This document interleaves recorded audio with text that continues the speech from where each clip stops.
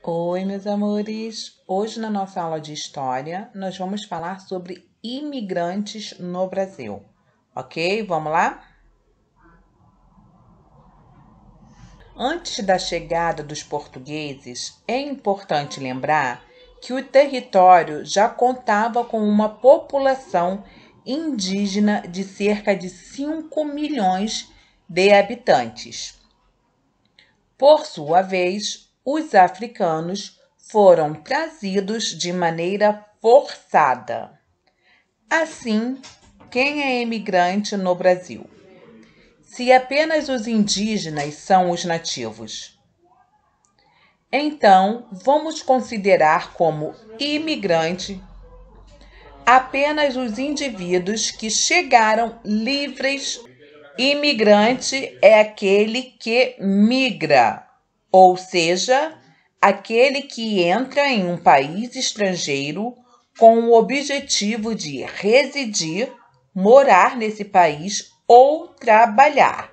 Então, os imigrantes, eles vão para outros países, eles saem dos seus países de origem, né, onde eles nasceram. Eles saem do seu país de origem, onde eles nasceram, para ir em busca, né, de trabalho melhor e morar em outro país por livre e espontânea vontade. E os indígenas não são imigrantes, por quê? Porque eles já estavam no Brasil, eles já moravam no Brasil quando os portugueses chegaram. E os africanos também não são considerados imigrantes, por quê? Porque eles foram trazidos à força. Eles não vieram por livre e espontânea vontade. Eles foram forçados a vir para o Brasil. Vamos falar agora sobre os imigrantes suíços. Os primeiros imigrantes europeus a se estabelecerem no Brasil foram os suíços. Devido à falta de terra na Suíça, cerca de 2.000 pessoas imigraram para o país entre 1818 e 1819 e se tornaram súditas do Reino de Portugal. Como a vinda foi negociada, a localidade onde eles permaneceram passou a se chamar Nova Friburgo, no Rio de Janeiro. Aqui, quando a tia Renata falou aqui, para o país, né, que eles vieram para o país entre 1818 e 1819, esse país que a tia Renata se refere é o Brasil, tá bom? Eles vieram da Suíça para o Brasil. Agora vamos falar sobre os imigrantes alemães. Em 25 de julho de 1824 é considerado o marco da migração. Incentivados pelo governo brasileiro, eles se dirigiram especialmente para o sul e a região serrana do Rio de Janeiro, em busca de terras para o cultivo. Por outro lado, o governo imperial esperava que eles ajudassem a defender as fronteiras brasileiras e muitos eram forçados a se alistar no exército assim que desembarcavam. Os alemães estão presentes em quase todos os estados do Rio Grande do Sul e de Santa Catarina, principalmente nas cidades de Joinville e Blumenau. Agora nós vamos falar sobre os imigrantes italianos. Desde o fim do tráfico de escravos, estimulava-se a vinda de italianos para o Brasil a fim de substituir os africanos escravizados.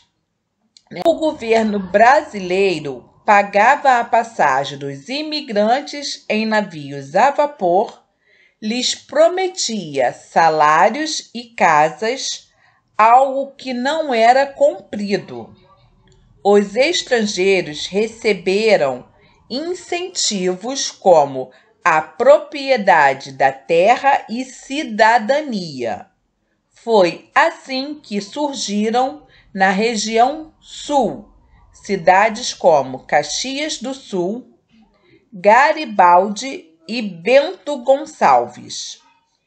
A presença italiana sente-se especialmente em São Paulo pelos seus aspectos culturais e políticos. Foram os imigrantes italianos que se tornaram os primeiros trabalhadores das fábricas de São Paulo. Agora vamos falar sobre os imigrantes portugueses.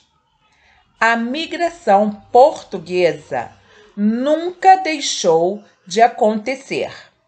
Mesmo depois da independência e da separação de ambos os países, Portugal e Brasil, no entanto, ao contrário de outros imigrados, a relação com os portugueses era mais fluida, pois alguns vinham, se enriqueciam e voltavam para Portugal. De qualquer maneira, houve uma grande parte que permaneceu e foi engrossar o operariado brasileiro e o comércio. No século XX, a colônia portuguesa se junta em torno do futebol, fundando seus próprios clubes como Vasco da Gama, no Rio de Janeiro, e Portuguesa, em São Paulo. Agora nós vamos falar sobre os imigrantes espanhóis. O terceiro grupo de imigrantes no Brasil, em torno de números, foram os espanhóis.